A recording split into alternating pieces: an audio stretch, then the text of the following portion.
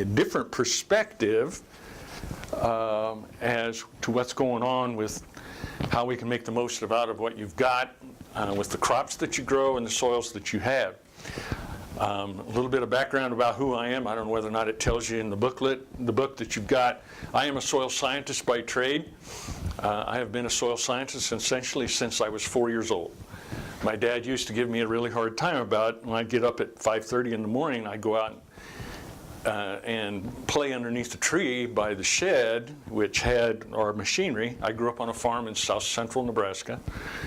And I would get all of my fields oriented, and I had a John Deere Tractor A, steel tractor with steel wheels that I played with, and I made all my fields, and I played in all that in the dirt at that time. Well, I learned later on it was really soil. So to give you a little bit more history about me, I went to school twice to try to learn. The first time I guess I didn't learn enough. And then a second time when I was working my master's in soil physics, I really think that I gained a whole lot about what's going on. Worked for 34 years for the USDA, SCS, NRCS, because I was part of it when it was still the Soil Conservation Service. And then went to work 2 days after I retired for Orthman Manufacturing. Had a little hiatus, and I'm back working for Orthman now as their soil scientist, really looking to prove what really happens in strip till. I also have my own agronomic consulting business. I call it integrated agronomic consulting because I bring the soils picture along with the crop physiology and the crop picture. Well, that worked good. There we go. So I'm a little bit of an anomaly. I'm a throwback from the days when agronomists and the soil scientists actually dug a lot in the field. I am not a mimicker of the university hyperbola. I don't mean that in a nasty fashion. I try to put it in words that the grower really understands. I like to dig holes in the ground. I'm known well across the plains and overseas. I've been in 13 different countries working for Orthman, but also the process. I've looked at over 1,650 different root pits. And that's going to help define some of the things that we're going to talk about today. And I really like to look at what the story tells me. You guys are hearing a lot of information about global change.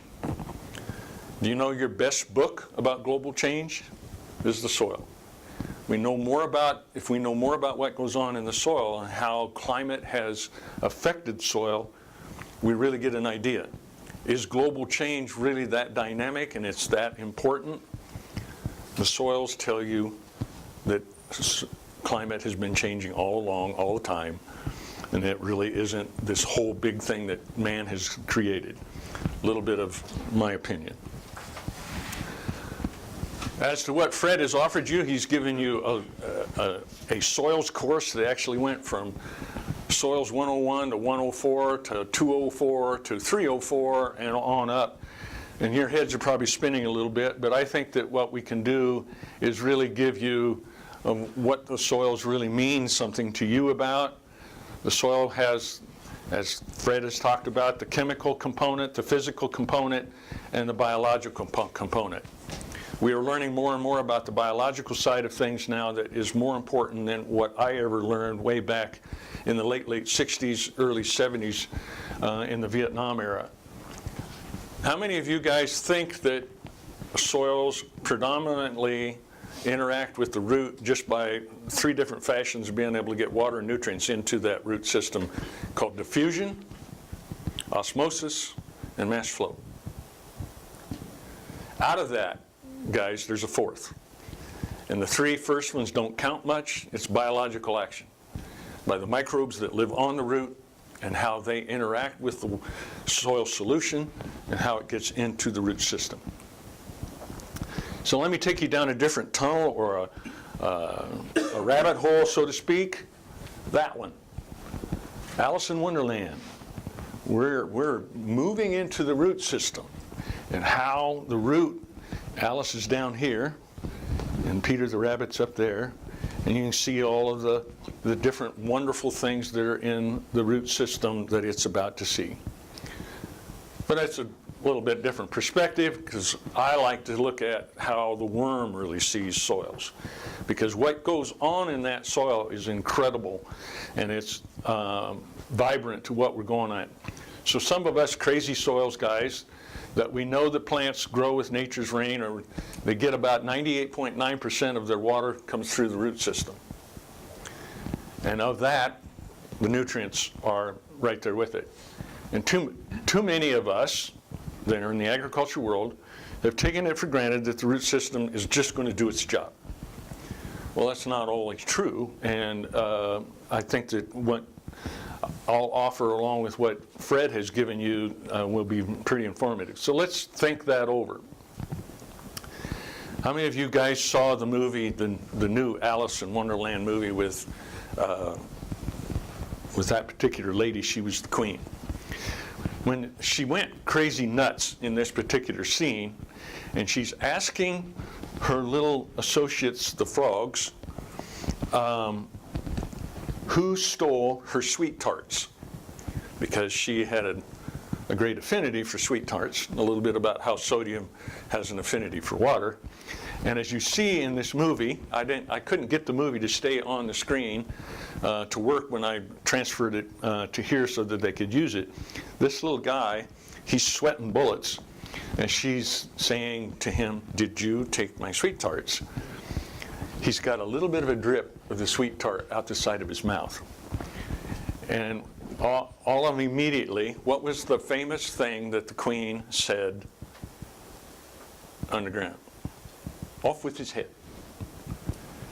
So, in a little bit, be totally ready to be slammed with info. Was there any corollary there? Hopefully there is. Back to it. Well, here we are, the 20th of March, full moon last night. Did you guys see the full moon this morning? It was beautiful, wasn't it? And what is today? First day of spring. In Nebraska, they don't think so. They think it's the third day of the flood. What do I have to offer today? I want to look at some of the benefits of roots and soils. What is it that is so important is what the little mouse said was roots. Secondly, to gain an understanding of the soil resource beyond pH, CEC, even though cation exchange capacity is incredibly important. The first 6 inches in the soil organic matter, does it act like dirt? Is it acting and adding a load of N? Is it wishing for the best? What is it that is all involved? Third, how and with what, when, the quantity of fertilizers. Is that the game changer that you're looking for when you're looking for 300 bushel yields in corn or 5 bale cotton under irrigation? Those kinds of things. Some of you heard me say a little bit about roots because I've dug a lot of root pits. I've been down here in Texas and done the same thing. In Kansas, North Dakota, Oklahoma, Ukraine, Australia, South America. I've been all over digging roots in the same time I'm looking at soils. The soil capacity of looking at how roots are and how they interact with that soil matrix is really, really incredible. But there's this thing that all of us in the farming world, and I grew up this way, was tillage. We believed that tillage was our answer in order for us to make a crop grow.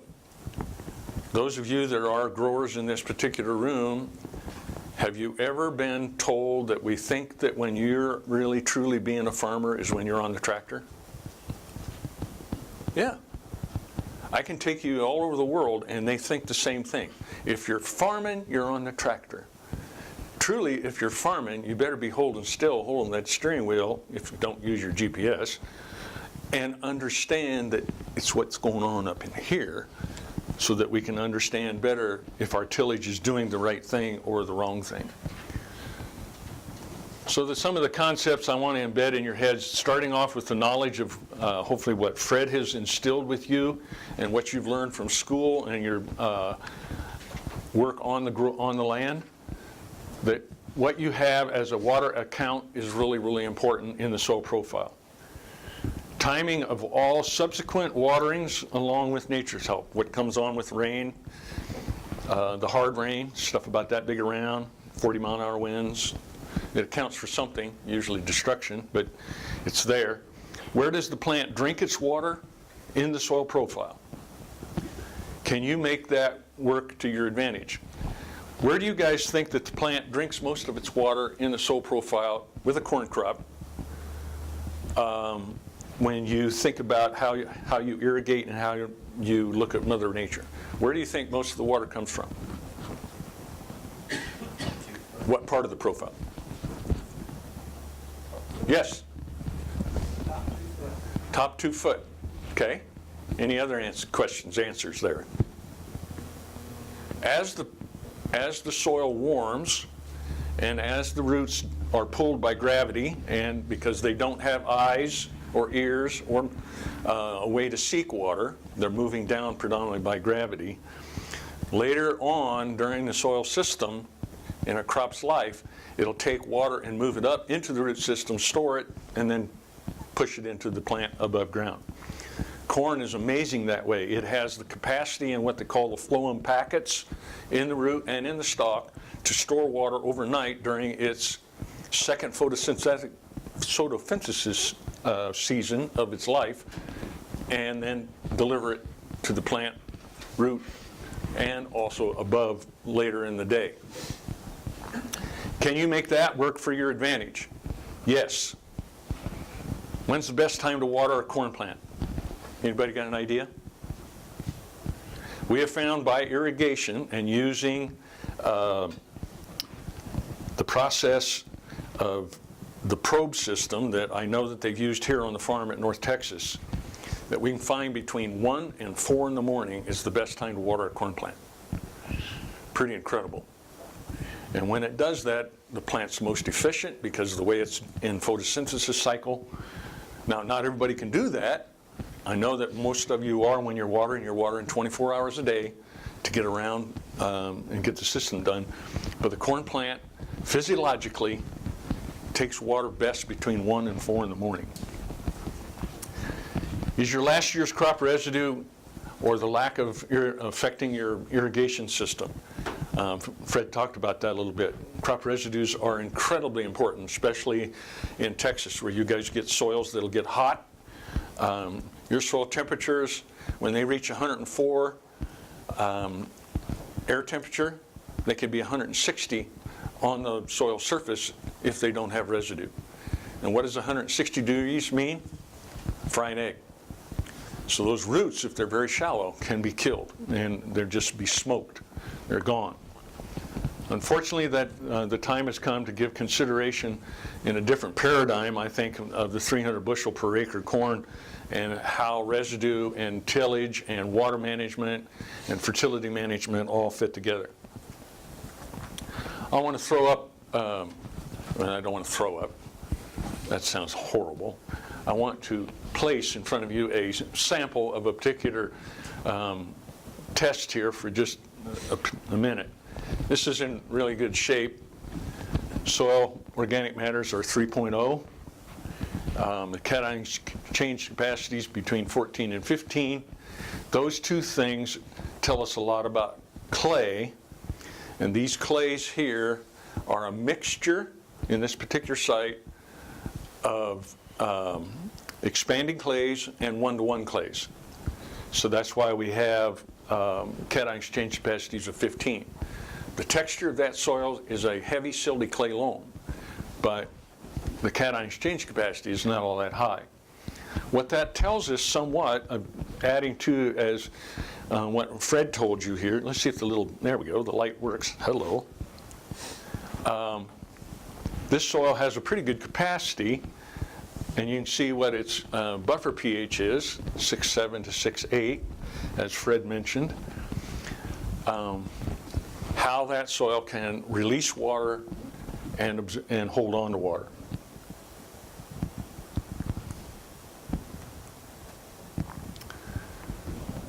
Let's throw in this concept, fertility, which types of fertility, how much and where. The 4 R's of nutrient management, or the right products, the right time, at the right place, and the right rate. It's kind of a gizmo set of words, but really it makes a whole lot of sense. The right products, by that, when we look at a root system and a corn plant, we want those to be able to release at the right time for the roots to absorb them and to continue. At the right time, really it's crop physiology side of things.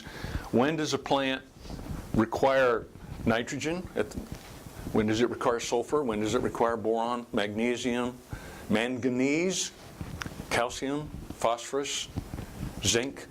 All of those things are changeable in that root system, and also they come at different times in the plant's life. For years we've been feeding the soils. Dr. Fred Below, who is a personal friend of mine, Fred's at the University of Illinois, a very, very smart crop physiologist, has said we've been feeding the soils way too long and we haven't been feeding our crops properly. By that I mean that we've been doing a lot of pre-emergent fertilization where we're storing up 300 pounds of N in the soil profile early, and the loss potential is so incredible. Being able to do it in crop like that picture shows you from John Deere gives you a better picture of how we can do that. Where in the soil profile can we place it so that it actively engages to the root system is really, really becoming more and more important as I see this going on. As Fred showed in the dye samples of how water moves through the soil profile, and he had it pretty blue in the upper area and then down lower in the substratum, it was showing that blue was showing up again. Well, in that preferential flow coming down those root channels in the subsoil that was heavier texture, knowing when that is occurring with how water moves and how water moves in warm soils versus cold soils really is important. By that I mean if your soils are colder, which they will be deeper, cooler, but we're looking at soil temperatures less than 50 degrees Fahrenheit, water will move differently than it will when the soils are warmer. Waters move faster when they're cold and slower when soils are warm. So if you add 48-degree water that comes from the Ogallala aquifer, we cool the soil temperature down, which helps water to move faster. So I wanted to show you something. This is quite new, 2018. Comes from Virginia, and I think that to go in a little bit here about nutrients will be something that I believe will be very, very important. Look at the green line up to about this stage, which is week 4 after emergence. So you can see there is a change in the potassium, but right here, the amount of nitrogen that's being used, and somewhere over in here, we wanted to place a lot of nutrients deep in the soil profile. By that I mean 6 to 8 inches. Did we really do ourselves a whole lot of good? Because between there and there, a corn plant only takes 14 pounds of N total. That's about 30 days. We've top-loaded the system with 225 pounds. Bacteria are starting to warm up. By that I mean the soils have warmed and they're getting into their life cycle that's going to be more improved for their capabilities of providing nutrients to the root system at 66 degrees Fahrenheit. So this whole perspective of putting a whole lot up front has a changed mode. So at about week 5, which is, I'll use the line here, is right in here, potassium and nitrogen start a change in how it moves into the plant system. By the time we get to week 7, which is close to tassel, because we're up to that level, we have probably added into the plant system between 60 and 20 pounds, between 20 and 60 pounds of N that's gone into the roots and into the plant itself. Now, what I want to also show you is you see this brown curve, the one that's got the big climb up the roller coaster. That is potassium. And potassium does what big sister does to little sister. How many of you got big sisters? Several of you. Do you remember what big sister did to you when you were little? Grabbed a hold of you by the hand and started dragging you around. Well, I had a big brother, and big brother dragged me around until we started getting into fights, and then that stopped. But if you look at the periodic chart for potassium versus nitrogen, potassium comes prior to nitrogen, and it's the big sister to help move nitrogen into the plant system. Kind of an incredible thing that happens. So it has this big climb, and nitrogen responds slowly because it's kind of being dragged along to get into the plant. So when we put it there, whether we're putting it foliar or putting it through the pivot or putting it in the water, however, we have a latent period here of about a week to 10 days. It's kind of an interesting feature. Now, I also want to show you this little bump here and that bump there. Those of you that are using fertigation systems through your water and also watching what your potassium is in your water, this is at V14, which is can be week 9. And this over here is at R3. So in those stages, we're seeing uptakes and an opportunity to feed the plant differently. So what I'm trying to share with you here is that biologically, how the microbes are working in the soil profile and how the plant is now taking up nutrients makes a whole lot of difference. And the reason for this late period right in here is because our corn plants are living longer in the root systems, predominantly because of BT. Anywhere from 1 week to 15 days longer than it used to, when the ethylene used to be released somewhere right in here.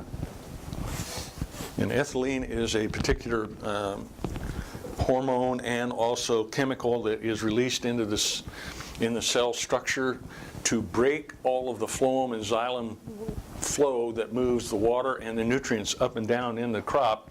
And that's approximately at ground level. When that does that, we now have extended that, so that period we can get more growth and more potential into the plant. What does that mean for you as a corn grower? Bigger kernels, heavier weight.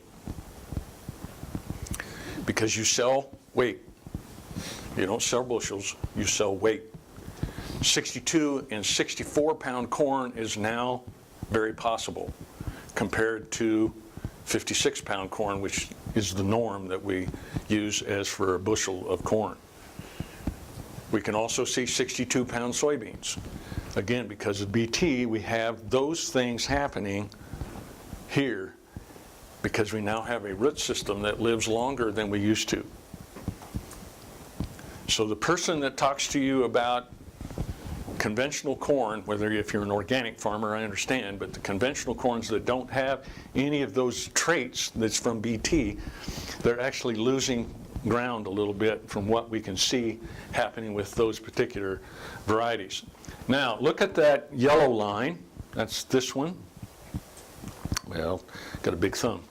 I wouldn't make a butcher, would I? It has a late development or call for sulfur in the soil system. Partly is because some of the sulfur bacteria that live in the soil profile become alive late. They really become active at 80 degrees Fahrenheit. So knowing those kinds of things really can make us get a better idea of how our potential system with how roots are developing. The chart that is down here in the underneath that you see gives you an idea how the periods work along with how much nutrients are going into the system. just gives you an idea. I wanted to throw that out for you so that you have an idea of when nitrogen is called for. It's called here, and then over here. Potassium actually has 3 big calls: early, between week 5 and week 6, again at week 9, week 10, and then over here at R3.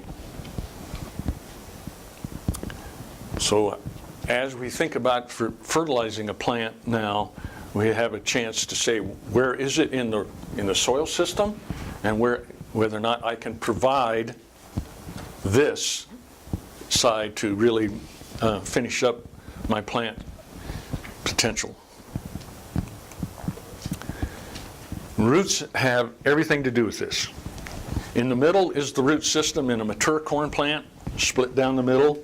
This is the root crown, underground, and you have the potential of a root system in corn to produce 60 roots underground. That's not counting the adventitious roots.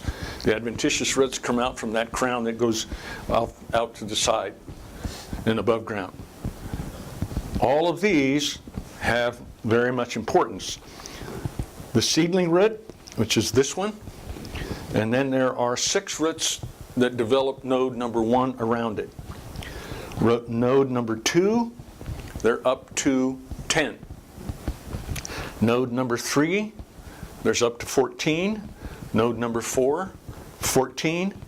And number 5, there can be 16 to 18 roots that come off of that plant. So the maximum is about 60. When you have a plant that will get you that much root system, we can explore an amazing amount of soil volume. As Fred told you, what goes on in the ground, the number of linear feet in a root system is incredible. Fred, I've measured, and it took me right at 13 hours to do a total root system. We dug them all out, and I measured under a root system that had 60 roots, 38,400 and some odd linear inches of roots. Everybody that I was working with found something else to go do. They did not want to be around me because that's an incredible tedious job. I had a helper for about 4 hours and then he gave up. This is a cotton root system.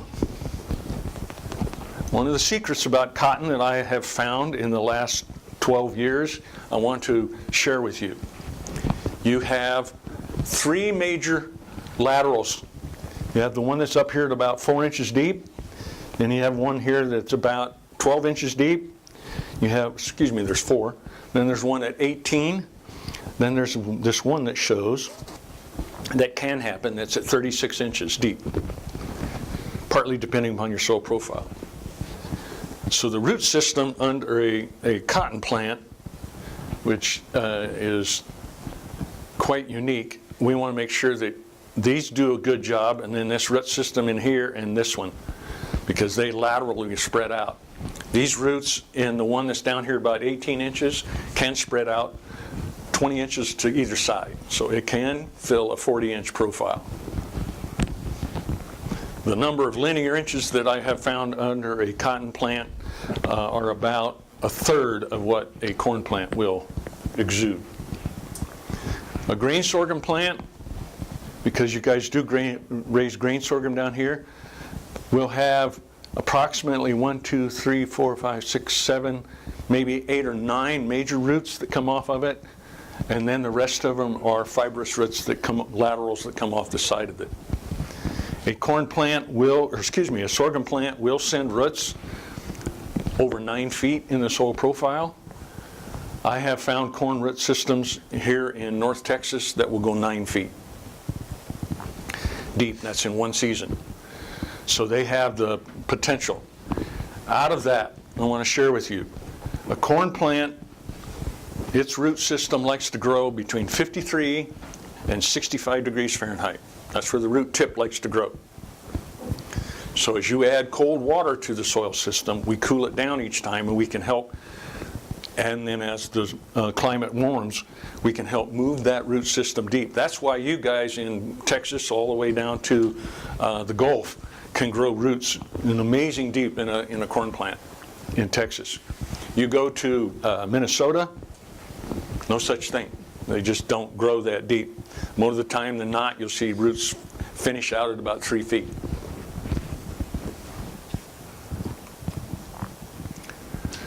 This is pretty much a fibrous root system, as is this plant, and that is a taproot system. I wanted to show you this, and it's in your chart. I have been exploring roots, as I said, since, I didn't tell you this, since 1981, and I have found 4 major root types in corn plants. There is one corn seed company right now that's rating roots. Truly rating roots. How many of you know which one that is? He's wearing their hat. AgriGold. They're the only company right now, and I have been working with Monsanto a long time and Pioneer, and we're trying to get them to do the same thing. Wouldn't it be amazing that if you knew when you planted a hybrid, it was 113-day corn, what kind of root system it was? Because if you're looking at tillage and fertilizer placement and how all of that affects, how many of you know that this is a relatively new root system for corn? Found in the 90s. This one is a hybrid. This is the dominant root system of a corn plant, right here. This is a new one. I call it the Fu Manchu. It kind of looks like a Fu Manchu mustache.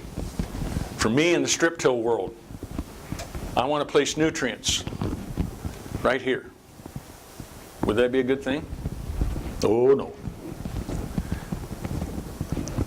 When you look at, this is a little bit of a secret. I saw where I was staying last night, and tonight Channel is having a meeting. The drought guard hybrids fit this one right here. This one still is what we probably find with the Aquamax corns. And the Syngenta corn is a lot like this too, their aqua variety. You get an idea now, if we place nutrients right underneath the root, or underneath the plant, this one, there we go again with that fat thumb, this one and this one work really well with direct placing of fertilizer. So if we want to maximize our water potential and our opportunity to gather nutrients, which 2 root systems you see in that chart will really work where you guys are irrigating here in North Texas? The 2 on the left. Because as Fred mentioned and I mentioned, we want to be able to gain as many roots to go deep as possible and also to spread out through the subsoil so we can gain as much water and nutrient potential. And it takes those 2 on the left. So when you start talking to your seed man or seed lady, find out whether or not they know anything about the root system. And if they don't, ask them to find out for you, because they can go to their crop breeder and get information. Where I'm going with this is that when we've got a Dalhart soil, which down to about right here is a fine sandy loam to loamy sand, and from down below that goes into a clay loam, and then we eventually go into a little bit more coarse texture. You get an idea that whether or not we can take water from up above and in the mid part of the soil profile and deep. Would this one do that in a Dalhart soil? Or would that one? Giving you an idea that knowing more about what goes on underneath ground and the amount of water that you're applying and how much is stored and how much you pre-water, the 2 on the left are probably going to be the one that really fit your approach. So looking at some root systems at the Water Utilization Center that Monsanto has at Gothenburg, Nebraska, that still really isn't the best place to look at water utilization. It should be further west. You can see a DG corn on the right, a drought guard corn on the right, versus one of their longer standing Aquamax corns. The root system on the right is the one that will really probably provide you a profile to really make things happen. So at Orthman Manufacturing, and along with my science, I've been looking at giving better information that helps people pause and think. This is cooperative work that we're doing with tillage. This is a no-till system, a strip-till system, in position with where we're going to put the seed. And here is another one where we place nutrients at 8 inches. This is nutrients, we're at 4, just so you get an idea of what that profile looks like. Whoops. Well, I'll move on. I wanted to share this with you. This is new technology that I'm trying to figure out what's going on with root tip.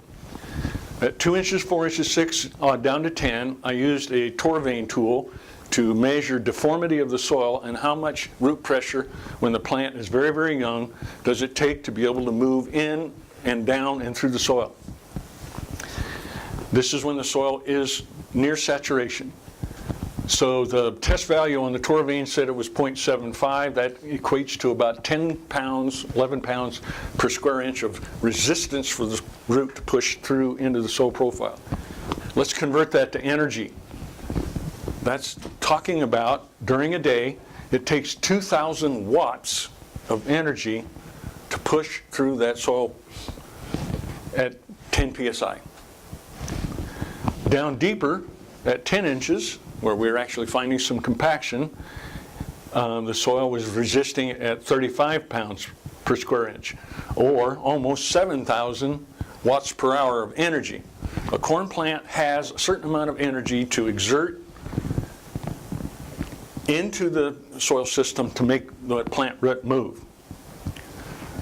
So this is under strip tillage. And then we look under conventional system. Look what it was when we actually got down into that pan. It was 70 psi, soil is still near capacity, 13,000 watts. That plant is having to work hard to move through the soil profile. So whatever brand you are, of some of the majors right there, it's a whole lot more than just punching a seed in the ground. It's whether or not you can use the hybrids to make some of these selections. Knowing what you've got underneath your feet, your soils, the amount of water both comes from rain and irrigation, your achievable yield goal, that resident fertility, soil testing, disease and insect pressures, whether or not you've got BT corn, and what you're going to look for in traits. Quickly about compaction, what you see over here on the left is wheel compaction. Here's where the seed was placed. Yahoo! Almost want to, I can't use my thumb very well, can I? So how the root system is going to grow in this one is probably going to come straight down, but it's going to be impacted by this compaction over here on the left. Knowing where it is, strip tillage really becomes part of a program.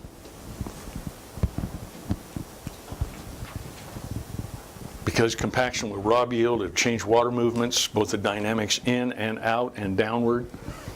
There are some soils that are more susceptible to that.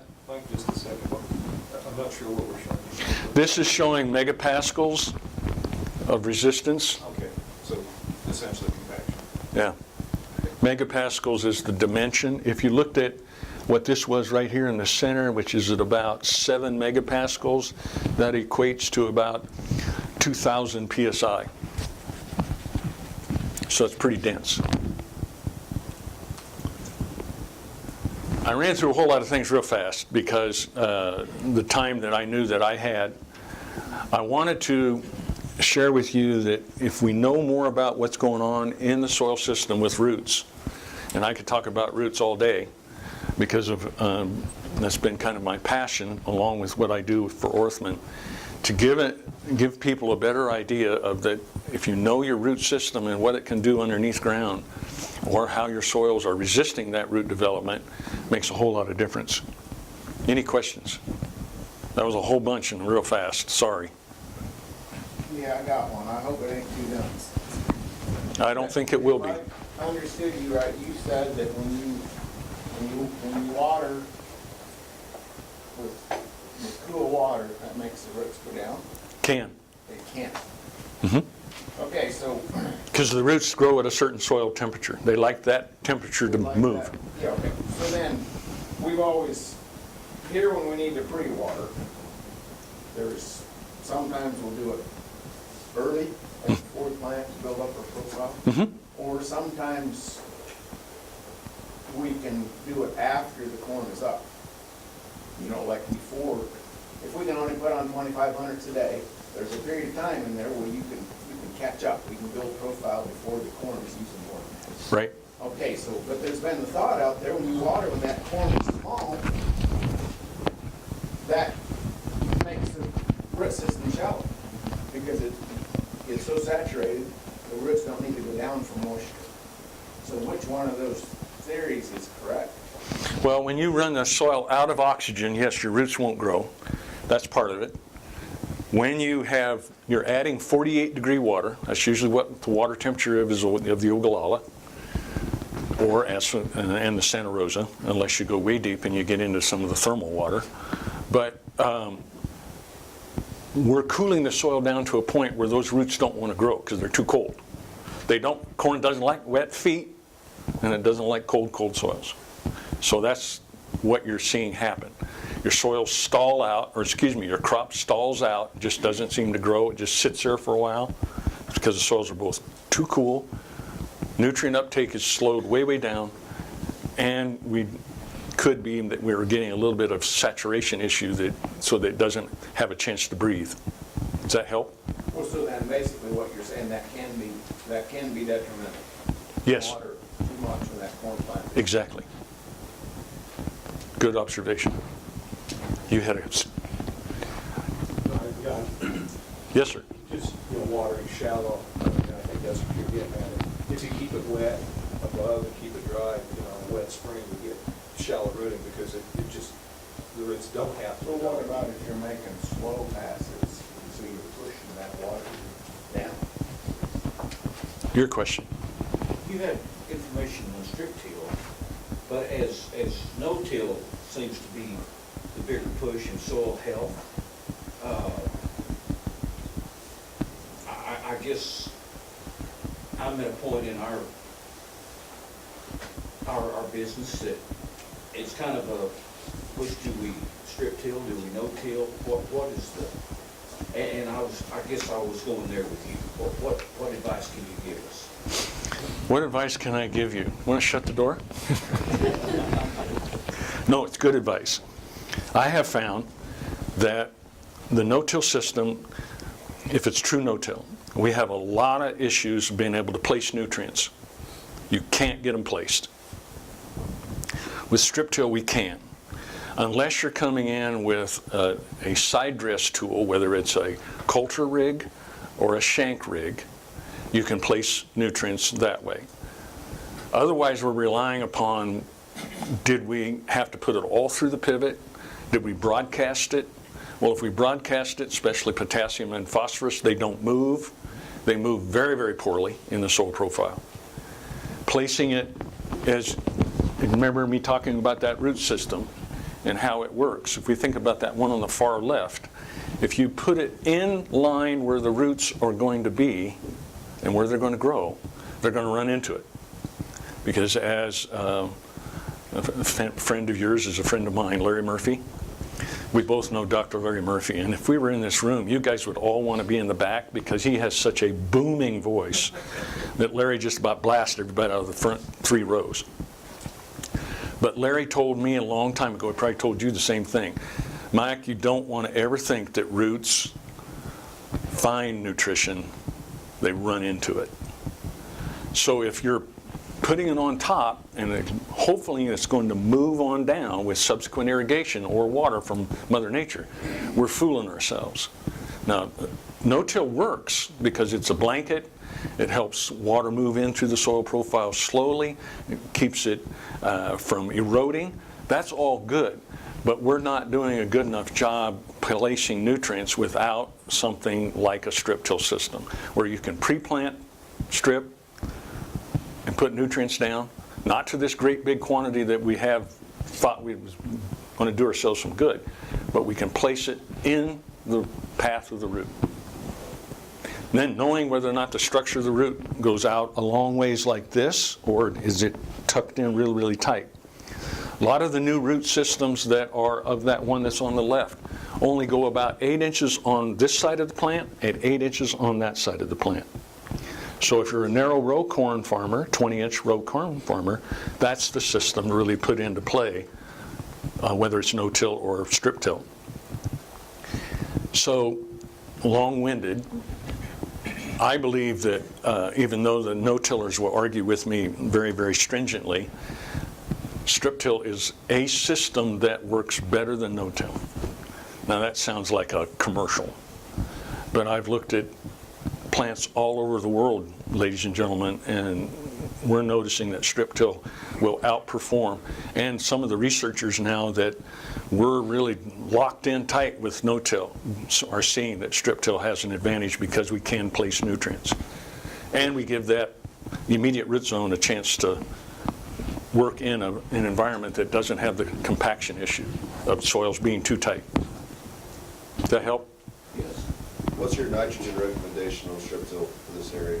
Oh my, what's my nitrogen recommendation? I would definitely want to have soil tests in front of me, and then I'd want a variety of other things that come out of you, feedback, that tell me what are you looking at for yield, what are you looking at for, are you doing it for silage corn, are you using it for grain corn, how are you going to water, when do you water, all of that would really be the recommendation.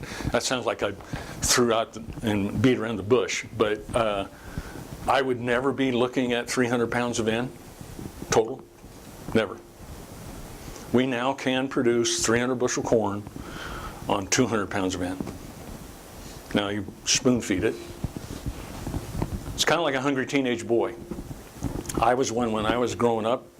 I'm still not very big, but 10 minutes after my mother fed us, I was in the refrigerator. And that's what a corn plant does from about V8 to V9, V10, V12, somewhere right in there. 10 minutes, he's in the refrigerator all the time. Privately, we could talk about it, but I want all of that data in front of me to really have an idea. Okay, well, let's cut it off here.